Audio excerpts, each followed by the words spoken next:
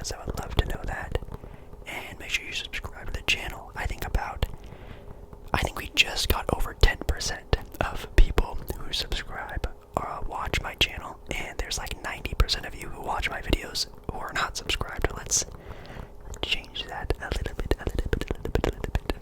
Anyways, we have a nice long whisper ramble about some of the things going on in the sports world, and maybe at the end of the video I'll do just a whisper ramble of just whatever else I have going on, maybe some channel ideas and things like that, but it's gonna be a long time, so let us get started.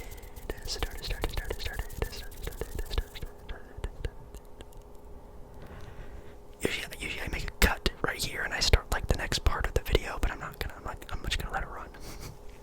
I usually try to not edit these videos as much as I possibly can, because obviously filming for an hour, having to edit through an hour's worth of content takes a very, very, very, very long time. It already takes a very, very, very long time to even do a 20 to 25 minute video, so I try not to go too crazy with these hour-long videos when it comes to editing, visuals, things like that. So if this video isn't super visually appealing, I do apologize.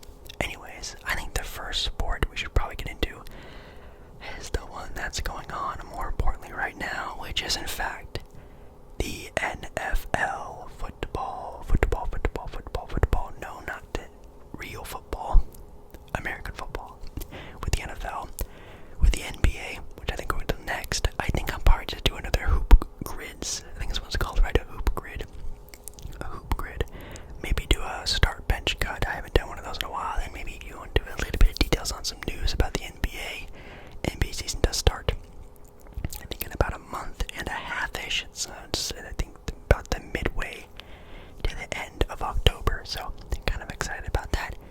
Maybe we'll talk a little bit about Premier League soccer, any other type of soccer, football going on around the world, and maybe some finish off with some MLB if we have enough time.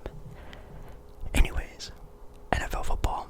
We have just got over the first week of NFL football just the past Sunday, and boy oh boy was there a lot of interesting games that went on. Now maybe I'll just go over them very quickly, because I did do a predictions video talking about the NFL, and didn't really go really as planned as I thought.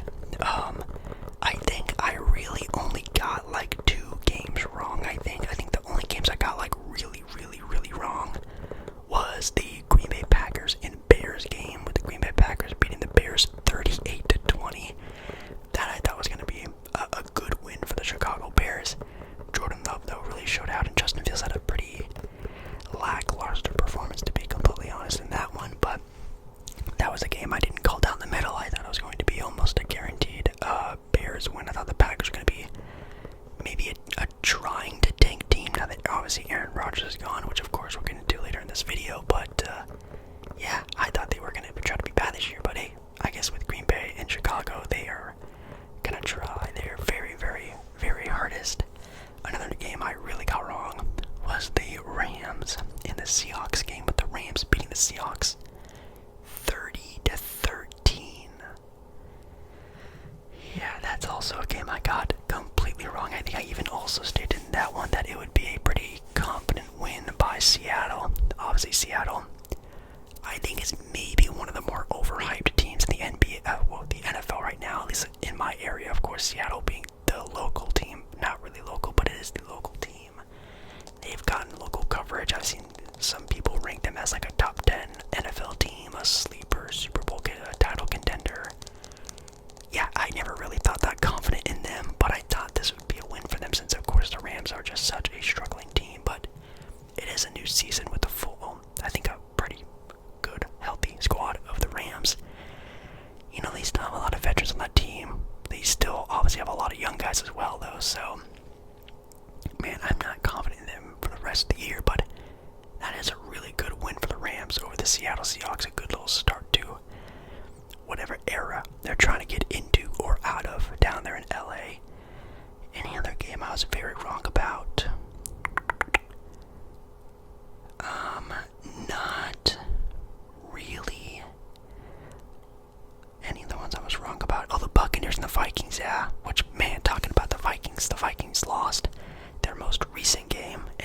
just lost their week 1 game, which was against the Buccaneers, which is crazy. So the Vikings are 0-2 right now, which, again, some people in my chat during my Monday night ASMR live streams talked about the Vikings being, again, a dark horse sort of Super Bowl title contender, and also starting off a season 0-2, definitely not a great start. I personally think that team desperately needs a new quarterback. They have the best wide receiver in the NFL, and, well, even their offense isn't all that bad. Their defense is getting a little more and more lackluster, it seems like, but, man, Vikings, not a great start. Oh, and also, of course, the Browns in the Bengals game. That was, I don't know what happened there. The Bengals are,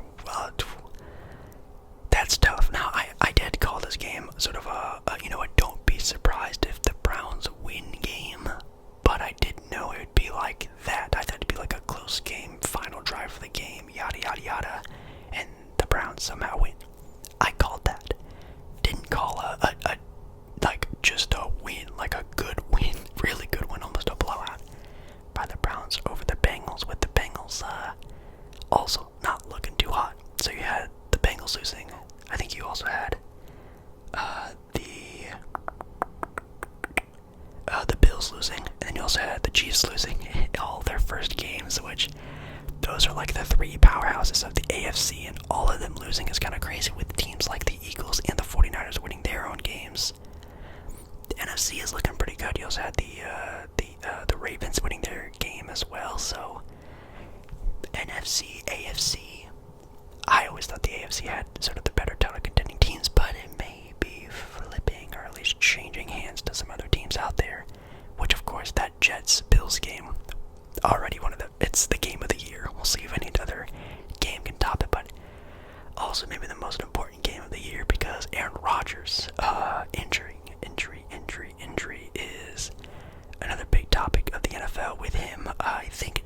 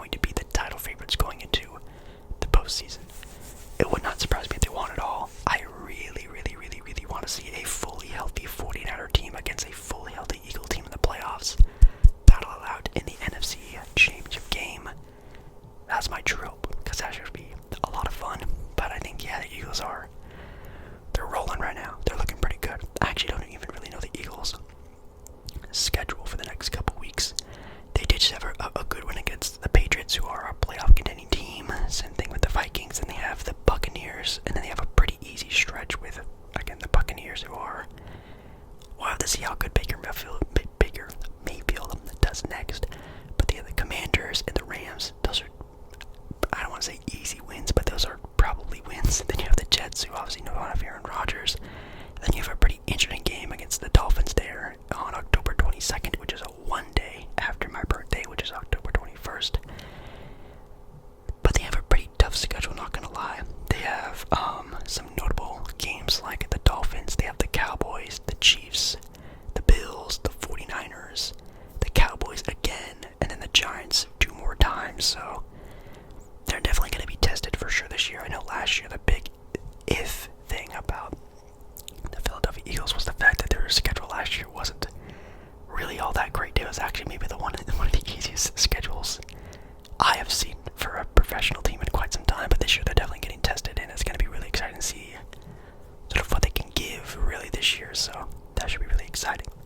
Anyways, week number two. The games that we have, I'm gonna go through the entire Sunday because we have plenty of time. We actually have like 50 minutes to still talk, so there's plenty of time. We have the Bears going up against the Buccaneers in that game. The Buccaneers are 1-0 in that outing. Also going to be a home game.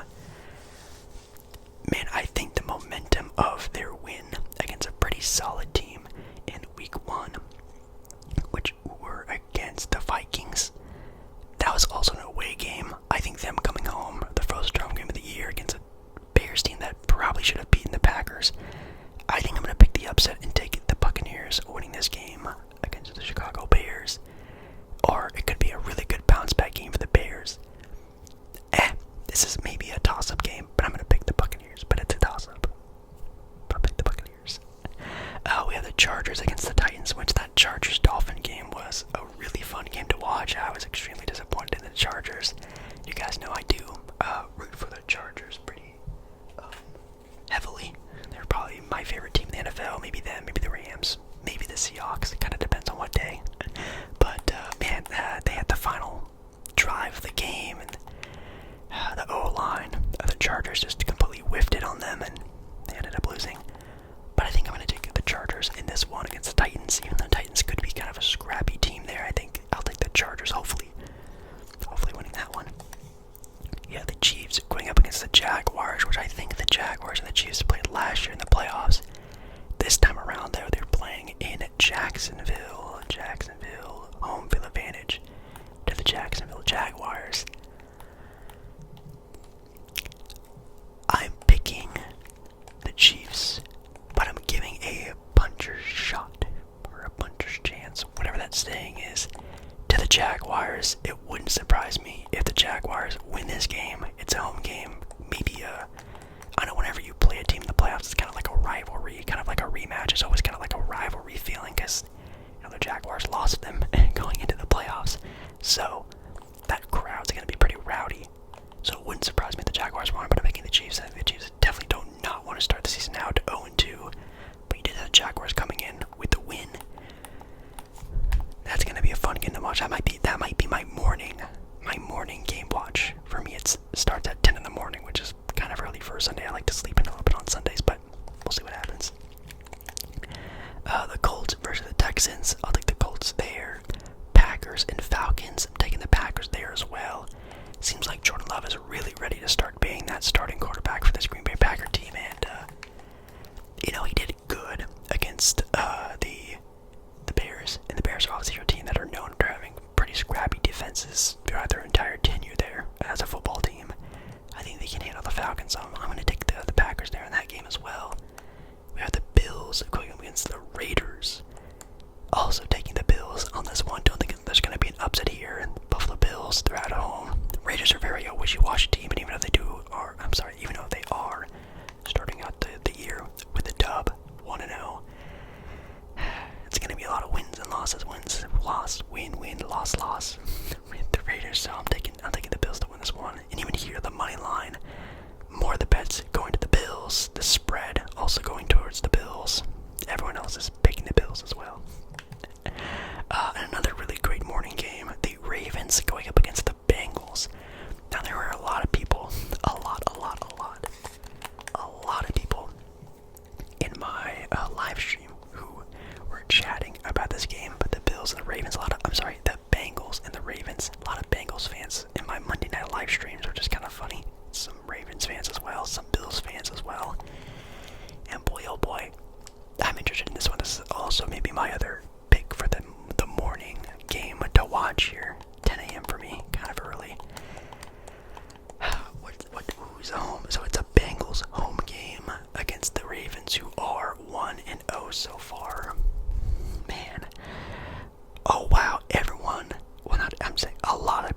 72% of the money line on who will win the game. The bets are going towards the Ravens, and the spread is also favoring the Ravens by 52%. People are betting on this game, and they're betting on a Baltimore Raven team going into Paycor Stadium in Cincinnati and getting a dub. I'll go on the flip side. I'll go behind Joe Burrow. I'm going to pick a Bengals win. Wouldn't surprise me that they lost again because they looked really bad in their first game of the year. I think it's going to be a bounce back win. A good little shock of confidence into their system. Picking a Bengals win there. The Seahawks versus the Lions. I mean, this might be a blowout game. If the Lions are really legit and they really showed out against the Kansas City Chiefs and they are legit about what happened, I think they are hearing the buzz about them, A, not only being a team that might be the surprising team of the year, but also B, people are calling their game a fluke, which I think it is. I don't think they're that good. I don't think they can beat the Chiefs on a Super Bowl stadium stage. But maybe they want to shut my mouth up and maybe a lot of other people as well and show that they are truly a new Detroit team. So I'm picking the Detroit Lions to beat the Seattle Seahawks in that game. It's also the first home game of the year for them, I think. Actually, it is, yeah, because they played in Kansas City last time. Yeah, I'm picking Detroit there. You got the Ravens, the Rams, and the 49ers. Even though it is a Rams home game, if you guys don't know, the Rams and the Chargers, and maybe any Los Angeles sports team, always has the worst home court advantage. So even though this is a Rams home game, it's going to be full of 49er fans. Like, it's going to be 70% of 49er fans there. It's not even really a Rams home game. But I'm taking the 49ers to win that game. Maybe pretty easily. I kind of want to see the spread on this. Oh, yeah. 92% of the money line. Who will win the game? 92% on the 49ers. And guess what? I'm riding along with them because that's, yes. Oh, we're in the afternoon games, by the way. The Giants and the Cardinals. Taking the Giants to get a bounce back win, and the Cardinals there. Commanders and the Broncos. That could be kind of interesting. The Broncos did lose their first game. It was by 1 point to the Las Vegas Raiders. The Washington Commanders won their game against the Arizona Cardinals, probably the worst team in football. I'm going to take the Broncos with home field advantage, taking this game as a win. We have the Jets against the Cowboys. The Cowboys having pretty dominant performance in their first game. I think they 40-0'd. Didn't they 40-0 their last team, or was it 40? No, yeah, it was 40 points to 0. I think they're going to want to carry that over into the next game. This is going to be their first home game of the year in the Dallas Cowboys Stadium against the Jets, who are now with the new shock to the system as having the, is it Wilson? Is that his last name? I have to see. I completely just forgot. Zach Wilson, yes, Zach Wilson being the new starting quarterback and not Aaron Rodgers. Might shake him up a little bit. So I'm taking the Cowboys to win that game. Dolphins, Patriots, taking the Dolphins there. They're going to be a good team this year. Saints and Panthers. I don't know. Against the Saints, they're a pretty good team. And then those were the two Monday night games. So the Saints and Panthers play on Monday. And then the Browns and Steelers also play on Monday. Taking the Browns to win that game. If they can beat the AFC sort of dominant team like the Bengals and make them look like that, they should be able to handle the Steelers pretty well. So that's week number 2, ladies and gentlemen. I am pretty excited about a pretty good number of games. I think Jets and Cowboys could be interesting. Really depends on how well the Jets sort of recuperate from this massive loss of theirs, but that could just be a Cowboys blowout win because, again, 40-0ing a team is pretty hard to do. But Ravens, Bengals, Chiefs, Jaguars, those are definitely the 2 number 1 games I think I'm going to watch this Sunday. Well, which will be in 2 days for you guys, right? Maybe. Anyways, it'll be this Sunday if you're watching this live. If it's pretense, let me know down in the comments if I'm right, if I'm wrong. I guess we'll just have to see. But yeah, if I had to make a new sort of stance on Super Bowl title contenders, do I still Chiefs are the number one big dogs in the NFL, I will still say yes. If they lose to the Jaguars also, that is going to be a big telltale on the Chiefs this year and how beatable they really are. Now, if they dominantly win against the Jaguars, I'll still call them the best team in football, but if they lose, I think I might have to go to the Philadelphia Eagles. Now, I know the Rams are right. I'm sorry. The 49ers are there as well, but the 49ers schedule really hasn't seen anything too much of them yet, with the Eagles beating already the Vikings and also what was it, the Giants, I think, right? And the New England Patriots, two playoff contending teams.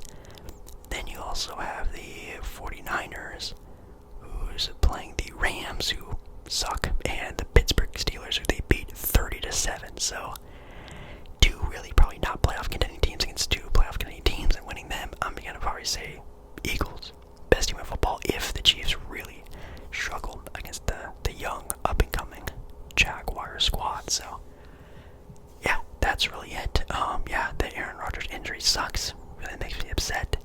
Week 2, I'm excited about a couple games. Pretty good start to the NFL season. Pretty wild. Very unpredictable for sure. Let's jump into the NBA now. And when it comes to the NBA, not a lot. Still not a lot of signings. No trades. I think training camp starts either this week or next week, so teams will finally start, coming out with like some film, some jersey announcements will be coming very soon, which I am very excited about. Some NBA jerseys. That's one of the things about the NBA offseason I'm always excited about is the draft, free agency, trades, and seeing the new NBA jerseys. That's the only things I'm very excited about for the offseason, so I'm super interested to see if we get any really cool ones.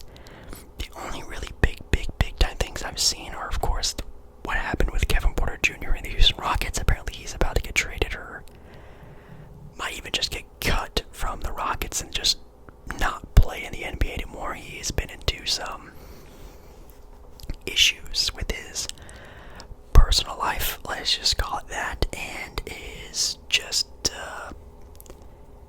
an idiot. We'll call it that. And he probably just threw his life down the drain. We are definitely going to see what happens with that scenario, or he does get traded, because right now it seems like the Houston Rockets are keen on trading him and not just cutting him for nothing. So, man, he might get traded to, like, I don't know, the Denver Nuggets for a second round pick, or the Milwaukee Bucks for cash considerations. It seems like it's up to that point where it seems like the Rockets just kind of want to get rid of him. Suns, Bucks, Lakers, Golden State Warrior team could snipe him for easy amount. Which, again, does any team want to touch him right now? I have no idea. Any other ones? It says here that the 76ers are not trading on Tyrese Maxey. He is untouchable. Okay, cool. The Lillard and Portland Trailblazers scenario still is not going anywhere, which people ask me all the time still on my Monday Night Live streams. Hey, Jake Waller, what do you think about the Lillard situation? I don't have an opinion. I'm tired of it, to be completely honest. I've already had my very heartfelt goodbyes to Dame many weeks ago. So I'm okay. I don't really care. Am I still completely pissed off about the general manager and the ownership of the Portland Trailblazers? Absolutely. I think they suck. They are idiots and they don't do their jobs at all. But it is what it is. I can't control it. While I still support the Blazers, yes. Do I still love Scoot Henderson? Yes, I'm super excited about Scoot and, seeing Shaedon Sharpe perform even more and more. And I'm very excited to see what happens with Portland. But I absolutely hate the front office of this team. It's garbage. Actual garbage. And what they did to Dame was messed up. So I'm also excited to see Dame go somewhere else. And if that is Miami, that's awesome. It's probably like 99% Miami. If not, that could be kind of crazy. But remember what I just said a couple minutes ago.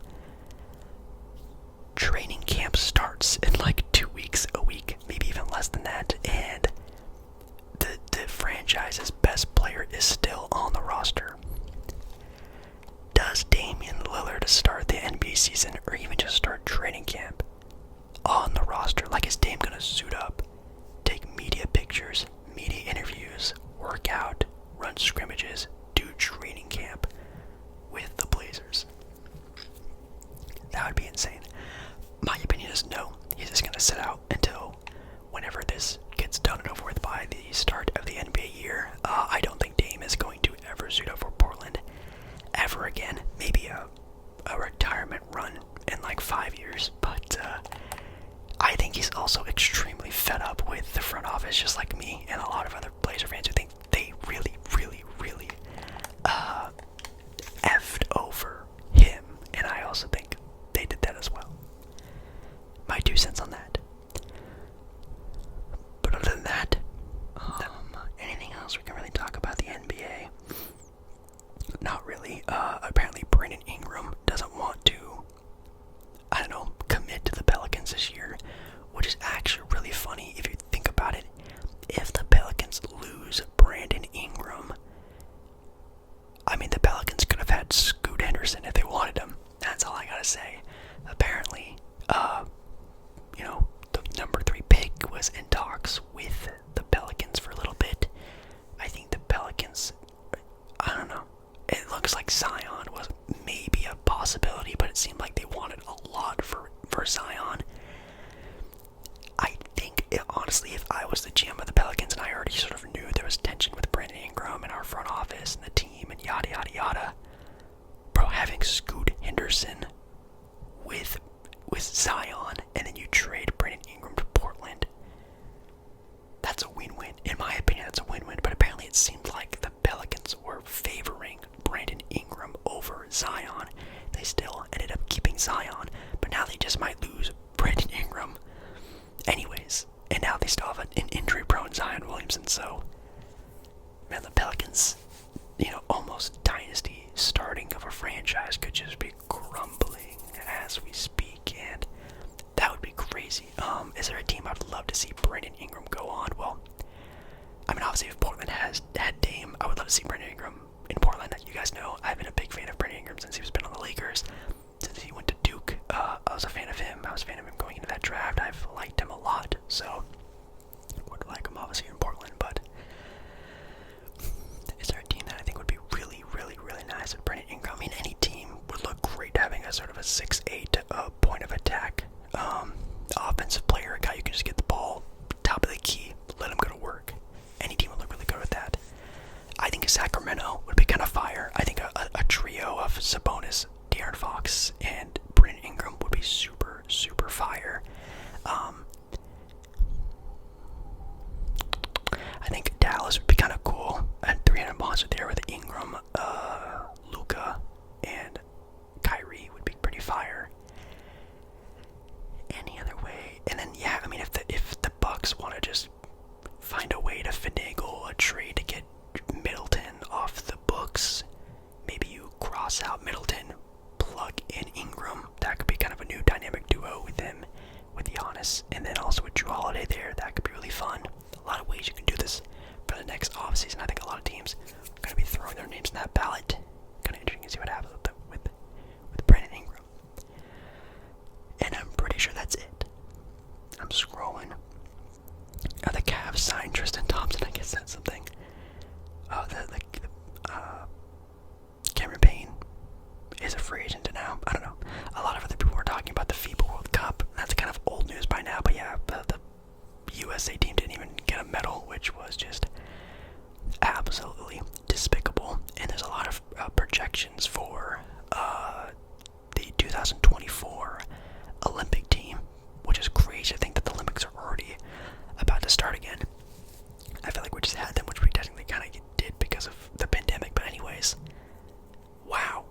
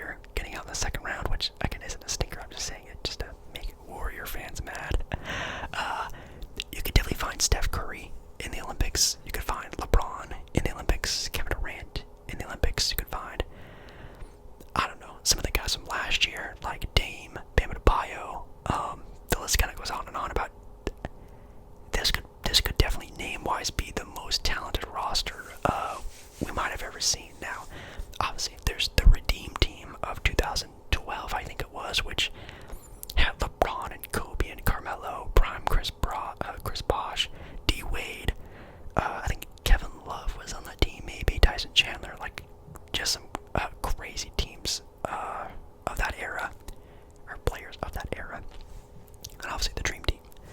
Okay, let's go on to hoop grind. No, I keep wanting to call it hoop grinds. It's hoop grids.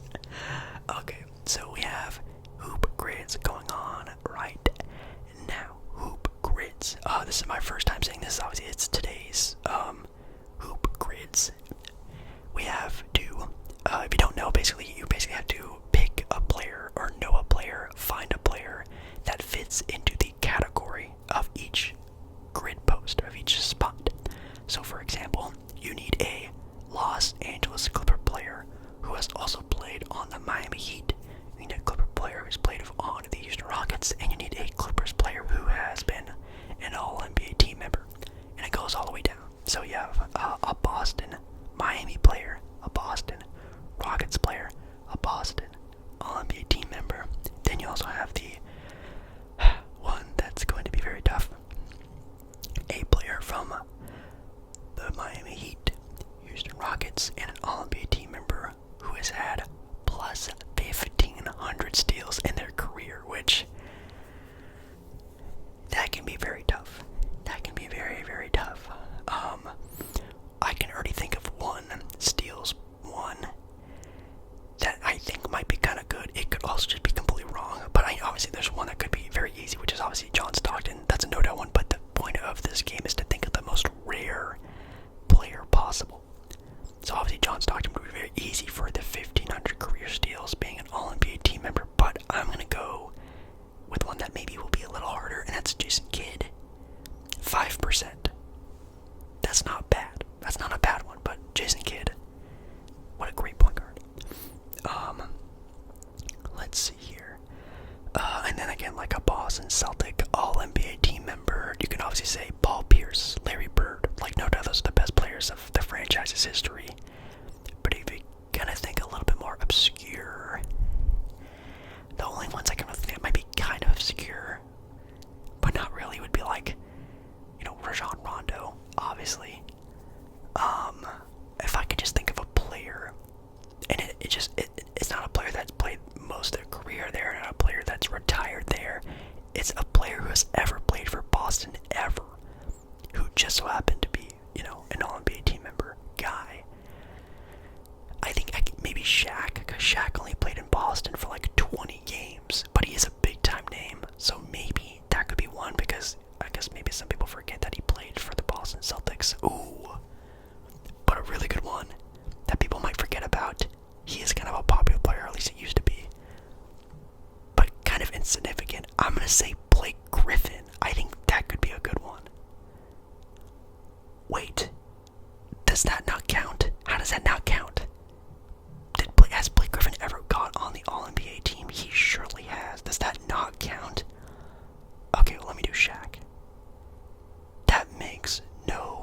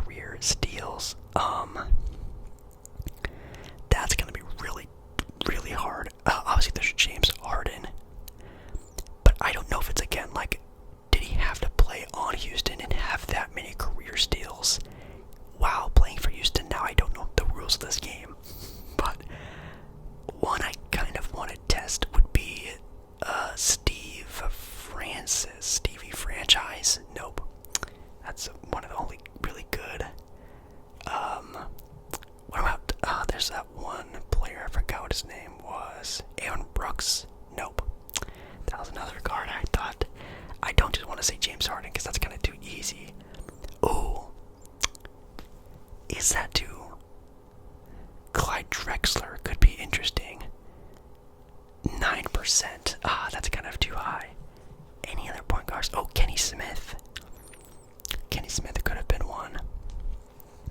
Clyde Drexler, maybe it's less than 10%, so I'll take it. That's not that bad. A Miami Heat player with plus 1,500 steals. Obviously, one would be D Wade, but obviously, of course, there's Gary Payton who played on the franchise, so I think Gary Payton could be a good one. Because people may have forgotten that Gary Payton was actually on the title-winning team of the Miami Heat when they won in 2006. But maybe even like Jason Williams. I don't know how many wrong answers I can get, but it seems like I can have as many as I want, so if that's the case, I'm gonna do Jason Williams. Dang it, he doesn't have 1,500 steals in his career. Dang. Does Shane Battier? That's a good one too. Shane Battier doesn't. Come on, Shane Battier. Okay, I'll just do Gary Payton just to get this going. Gary Payton. 16%. Okay, that's a really bad answer. What else could I think of?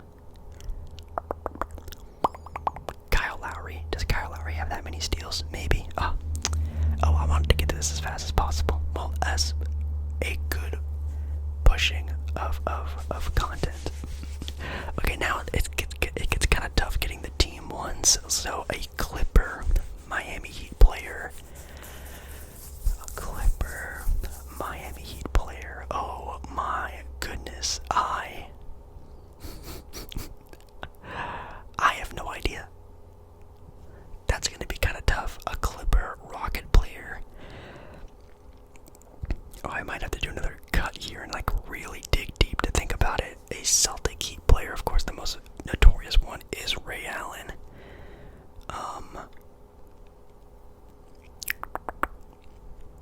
Oh man, a Celtic Rockets player. I think Aaron Brooks played for them. No, he didn't. I thought he played for the Celtics as well, but no. Oh my god. There's Jason Terry. I don't think Jason Terry ever played for the Houston Rockets. Oh god. Guys, I might have to make a cut. I might have to make a cut and sit because I don't want to run the timer too much talking about this stuff, so I'll make a cut.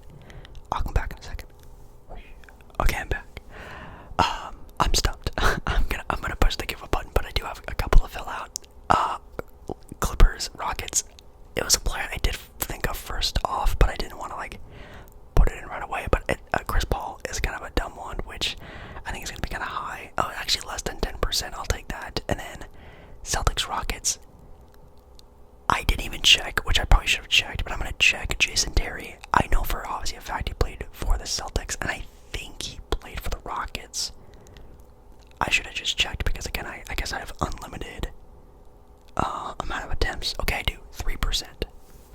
Pat on the back from Jake. And then for Celtics and Heat, a player that literally balled out of his mind during the playoffs, I think in like 2014, 15, maybe even 2016, and got a bag because of it. And I think this was the team he signed to right after that. Kelly Olynyk. Yes, Kelly Olynyk did play for the Miami Heat. 6%. I'll take it, but Clippers in Miami. I legitimately have zero idea. I could maybe sit here for like another 10 minutes and think about it, but I'm gonna press give up because I failed. I should have cut the film. I shouldn't have cut it either, but that's all I can think of. I can't think of like literally Clippers in Miami. Larry, Jimmy Butler. I can only also think of like current day NBA players. Maybe if I look further back, I can maybe pick one out, like a 2000s, 2010s player. It probably is like a really stupid one that I can't think of, but I'm gonna press give up. My score is still 30% better than the rest of people, which isn't bad. And I know I can do it. I just obviously on camera I'm filming, so I can't get it all done right where I want it to be, but not bad.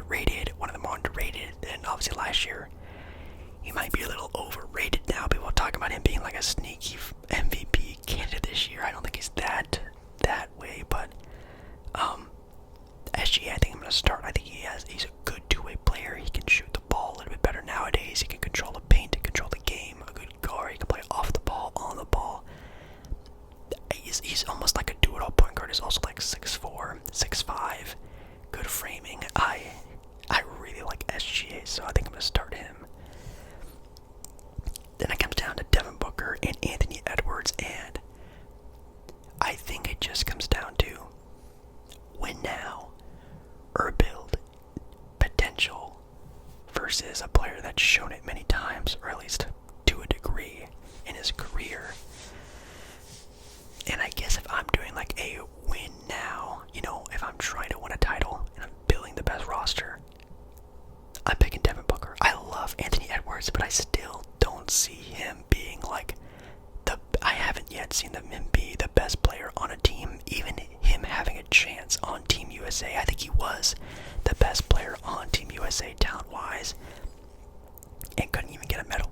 So, Devin Booker has been the best player on the Phoenix Suns for a very long time, and even last, when they went on that finals run, he was the best player on a finals team. So, I mean, he's been there. He could have won a title, obviously, going up against Giannis in that Bucks team when they did in 2021. Of course, that's very tough to do. So, geez, I think I'd pick Devin Booker. But if I'm picking like a team, like if I'm just like building a team, I'm picking Anthony Edwards because of his potential, because he can be that way. He can be the best shooting guard in the NBA. But I would rank Devin Booker over Anthony Edwards when it comes to that as of right now. So I'll bench him.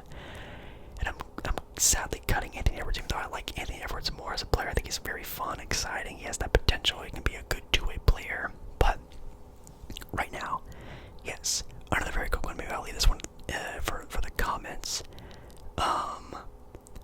Let's see. Rank these 4 players from best to worst. Jokic, Giannis, Luka, Steph Curry. Jokic, Giannis, Luka, Steph Curry. Kind of a good one. Okay, anyways. Let's move on to football, aka soccer there really quickly.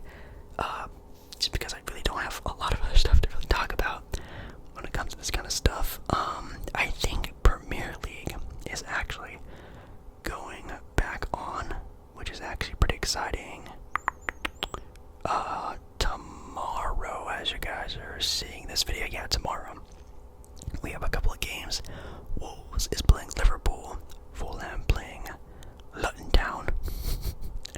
But are there any big time games? Oh, we have West Ham versus Man City. That could be kind of an interesting game. Newcastle versus Brentford, Villa versus Crystal Palace. Let's actually take a look at the standings here for the Premier League. As of currently, Man City is number 1 in the standings with 12 points, having 4 wins, no losses. Not too bad. You have the Tottenham Hotspurs in second with 3 wins and a draw. Not too shabby. I know there was a lot of people telling me that I should be a Spurs fan not that long ago, when I was first really getting into football after the World Cup, and ever since then I have obviously maybe have took a little bit more into a look into them, because a lot of people do say I should sort of be a fan of them, but I'm still not entirely sure. It also kind of sucks because they lost Harry Kane, which is pretty sad, but I don't know. I don't really have like a favorite team, even though people ask me again on my Monday night live streams to have a favorite team. I'm not entirely sure if I still should. We have Liverpool in third with 3 wins and a draw. We have West Ham in 4th place, 3 wins and a draw. They qualify for the Champions League, which won't happen for a while, but that's pretty exciting. Then you have teams that I think will pick up the pace here as the season goes on, like Arsenal. You have Brighton, Crystal Palace, Brentford, Forest. Then in 11, you have Man City and Chelsea at 12, which is yikes. Then teams in the regulation area as Everton, Luton Town, which is kind of I don't think I've ever heard of that team before ever in my life. And Burnley, which also is a team I've never heard of before, ever. But yeah, Man City still on top. Who would have thought? I do still think they have a pretty dominant team, team with obviously having Holland,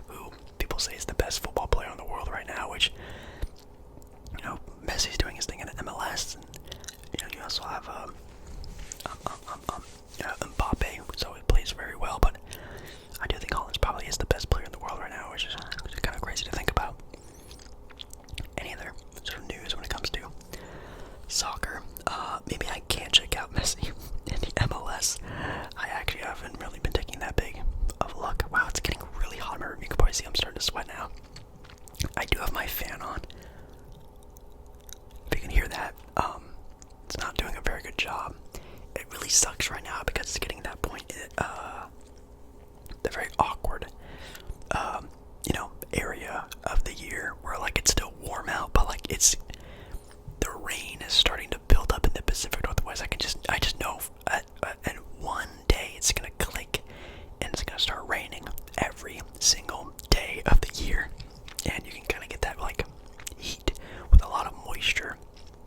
It's been getting super humid here. Sucks a lot. Anyways, we have Inter Miami going up against Atlanta tomorrow for you guys, which take a look at the standings for the MLS. Inter Miami is still very far back when it comes to the actual MLS standings, like the true year standings. They were still 14th in the Eastern Conference because they had such a bad start to the year before Messi showed up, which is actually kind of funny to think about. And when it comes to the Western Conference, the Timbers are looking pretty rubbish, as they do say, with only 8 wins, 9 draws, and 11 losses, with the Sounders being second, which if you guys don't know, the Sounders, I did go see them play a handful of weeks ago already by now, which was very fun to watch. But the number one team in the West is the St. Louis SC. I guess soccer club, maybe, I don't know. And the number one team in the East is the FC Cincinnati team, which is pretty cool. But yes, Miami is still looking good. Now, on Bleacher Report, there's the Leagues Cup section, which I don't know if that's already happened, if it's already done, if it's already over with, because I do know, though, that Inter Miami actually did win a cup. Don't know if it was this cup, the Leagues Cup, maybe it was, probably was, but, Messi already has a cup in the MLS, which is actually kind of crazy. He's probably going to start racking those up as his time in MLS over the next, year, 3 years goes on, and he's still good at football. I still don't think he's, as dominant, obviously, as he was overseas, of course, but,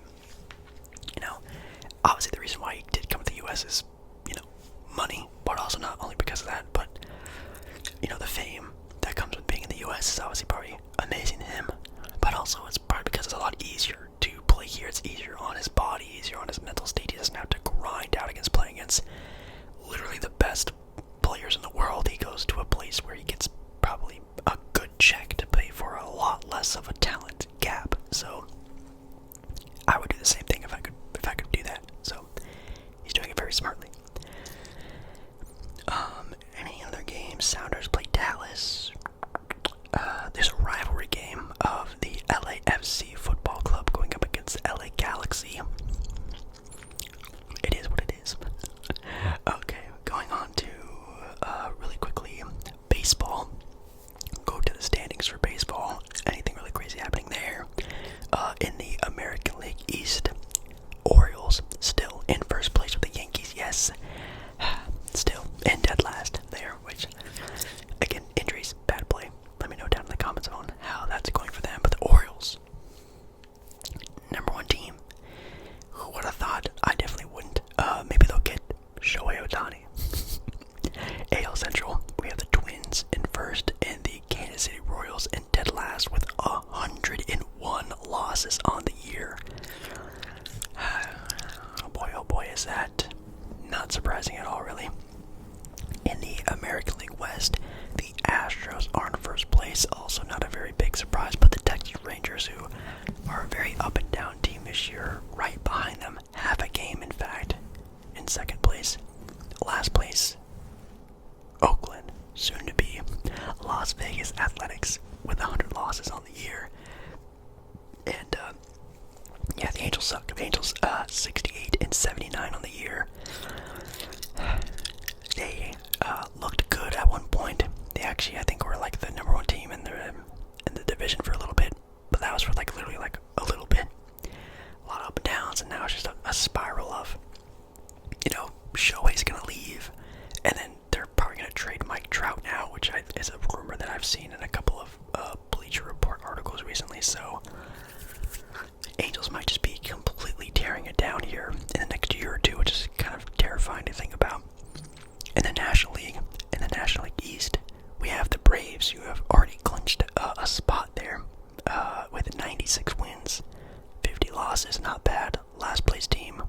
Nationals. We have the Brewers with 82 wins, first place for the National League Central Division, and the Cardinals are in last. They were a team. If I were to go out to the Midwest, I was gonna go to one of their games, and it looks like they're not doing too well. So maybe it's a good thing I didn't end up doing that. Well, I guess it would have been fun either way, but I want to see the home team win, right? Then in the National League West, we have the Dodgers with 88 wins in first place, and the last place team, the Colorado Rockies, and the Padres in fourth. Another team I do like to root for. This means in the American and National League, for the American League in its whole, the Orioles are the best team with 91 wins, which is kind of crazy to think about. As of right now, I don't know, man. The Orioles do look really good, but the National League with the Braves, first place for the National League and the best record in the entire MLB.